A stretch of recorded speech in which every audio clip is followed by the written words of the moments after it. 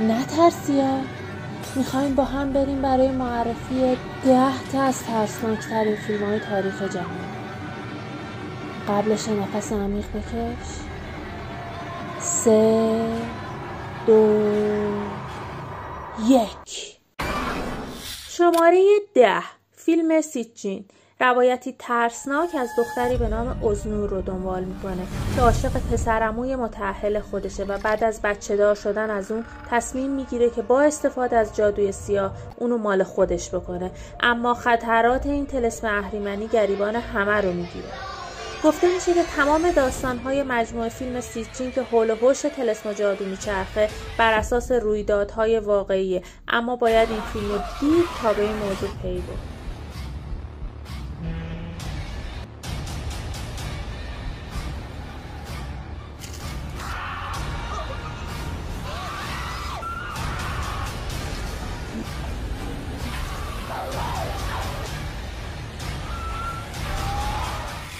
شماره 9.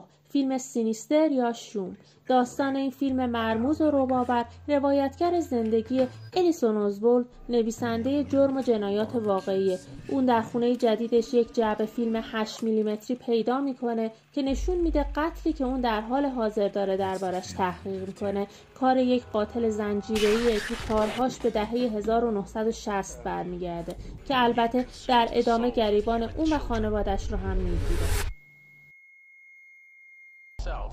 اگه تا اینجای ویدیو رو دوست داشتی لطفاً با لایک و سابسکرایبت از بالا رفتن کانال حمایت کن.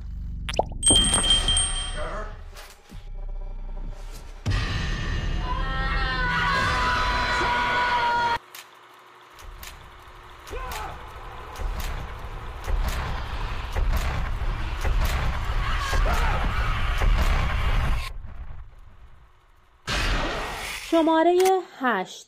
فیلم اینسیدیوس یا توطئه آمیز. داستان یک زن و شوهری رو روایت میکنه که پسرشون بدون توضیح وارد کما میشه و ارواحی هستن که میخوان از یک بعد دیگه از جهان وارد دنیا بشن، زندگی خودشون رو پس بگیرن و یه بار دیگه زندگی بکنن. این فیلم به صورت مجموعه فیلم هستش و میتونه ترس و اضطراب رو به خوبی بهتون القا بکنه.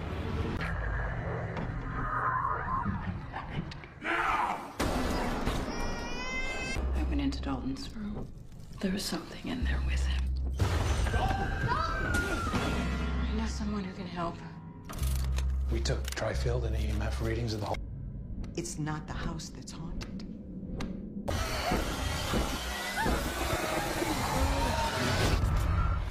شماره 7. فیلم 1408. مایک نویسنده کتاب‌های ترسناکه و به موضوعات ماوراءالطبیعه اعتقادی نداره و اونها رو زایده خیال آدم‌ها میدونه. در اتاق 1408 هتل دلفین در نیویورک کشتارهای وحشیانه و مرگ‌های مرموزی رخ داده بدون اونکه رد پایی برجا مونده باشه. هرچند سرپرست هتل به مایک در این باره هشدار میده، اما اون مصممه تا شبی رو در این اتاق بگذرونه. اون چه در این شب پر از ترس و دلهره بر اون میگذره، پایه باورهاشو سست میکنه و تنها خواست و امیدش جان به در بردن از این دام هولناک و اهریمنیه.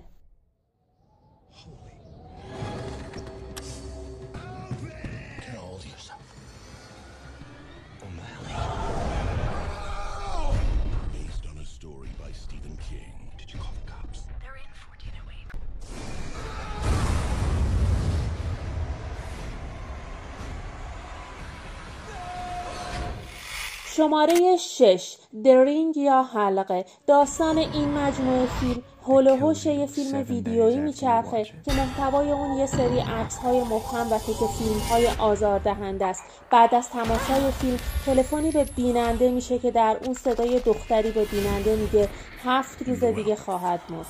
بعد از اون اتفاقاتی میفته که میتونه شما رو در جای خودتون میخکوب بکنه.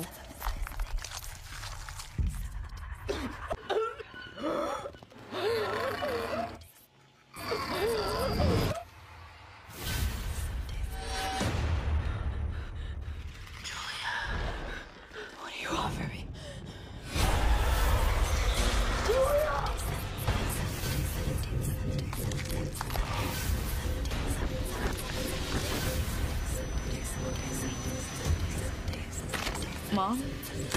She's here. شماره 5 The Orphanage یا یتیمخانه. کودکی که در یک یتیمخانه زندگی میکنه توسط خانواده‌ای به فرزندی قبول میشه. او پس از 30 سال زندگی و بعد از ازدواج و داشتن یک فرزند همراه با همسرش به همون یتیمخانه‌ای که قبلا اونجا بوده برمیگرده تا اونجا رو بازسازی و به یتیم‌ها کمک کنه. ولی بعد از بازگشت زندگی در اونجا میتونه روح همبازی‌های قدیمیش رو ببینه و باهاشون ارتباط برقرار کنه. در همین راستا پسرش سایمون هم همبازی‌های خیالی رو برای خودش پیدا میکنه و بعد از مدتی گم میشه و پدر و مادرش به دنبال اون همه جا رو میگردن.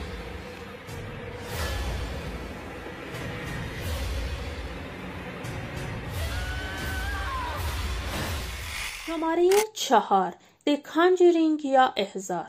خانواده کرون در سال 1971 به یک عمارت بزرگ و قدیمی در روستایی در ایالت رود آیلند اسباب کشی میکنند. کمی بعد اونها متوجه میشن که عمارت توسط قدرتی ناشناخته و خطرناک تسخیر شده. مادر خانواده ملتمسانه از 2 متخصص مسائل ماورالطبیعه به نامهای اد و لورن وارن طلب کمک میکنه. البته ناگفته نمونه که احضار به صورت مجموعه است و داستان‌های این سری فیلم‌ها هم غالباً پیرامون تحقیقات اد و لورن می‌چرخه.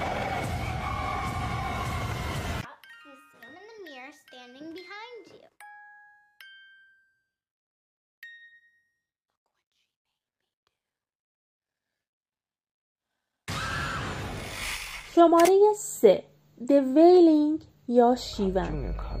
تعداد قتل مرموز در روستای واقع در کوههای کره جنوبی رخ میده و تنها افرادی که از صحنه جنایت جون سالم به در میبرن به حالتی جنونوار مبتلا میشن. افسر پلیسی ترسو و دست و پا چلفتی مأمور میشه تا به این حوادث رسیدگی کنه. در ابتدا پلیس این قتل‌ها رو با مصرف نوعی قارچ روانگردان مرتبط میکنه، اما با ورود یه مرد ژاپنی، یه دختر سفیدپوست، یک جنگی و یک کشیش جوان، ماجرا روال جدیدی به خودش میگیره و پیچیده تر از قبل میشه.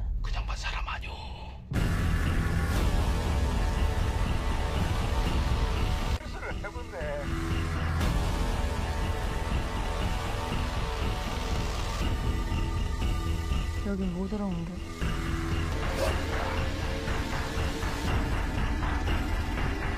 우리 현지 어디냐고? 마음 단단히 먹어야 되네. شماره 2 فیلم The Others یا دیگران.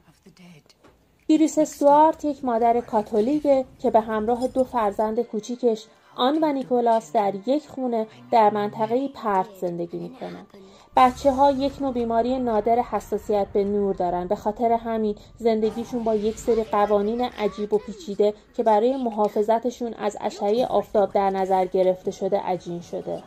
اما داستان فیلم به اینجا ختم نمیشه و به همین سادگی ها نیست.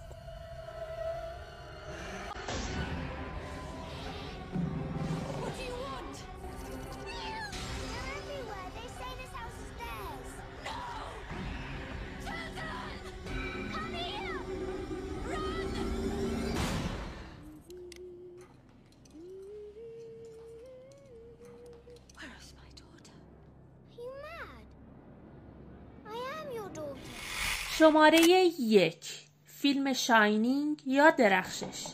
جک یک نویسنده با روحیه‌ای خاص و تحریک پذیره که با پذیرفتن شغل سرایداری یک هتل منطقه سردسیر در طول فصل زمستون به همراه خانواده‌اش به هتل نقل مکان میکنه. اما زندگی در این هتل که تاریخچه‌ای تاریک و رازآلود داره جک رو به سرحد جنون رسونده و خانواده‌اش رو در معرض خطر قرار میده. اتفاقاتی که در لحظه این فیلم برای این خانواده میفته میتونه لحظاتی پر از ترس و دلهره رو برای شما رقم بزنه.